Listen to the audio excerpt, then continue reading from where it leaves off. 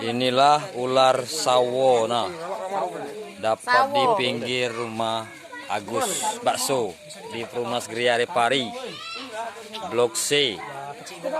Nah, kira-kira panjangnya sekitar 5 meter.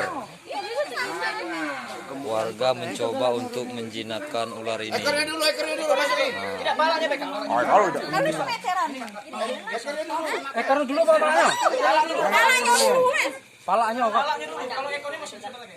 Sawo ini besaran 5 meter ini. 5 meter lebih. Ada meteran. Nonton guys.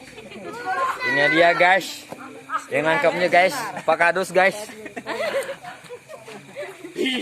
Ada gina ilasa. Ilasa ular gina ada ular besarnya.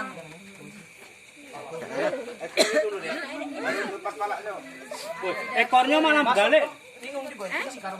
Jangan itu Muat karung. tidak muat itu karungnya. Yo ekoret. Yang 50 kilo Pak. Palanya soalnya besar. Masalahnya besar. Ini ngerti palanya ditutup. Cawan itu.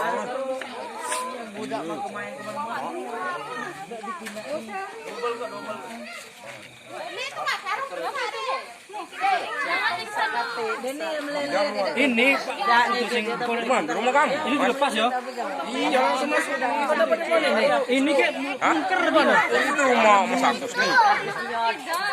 Double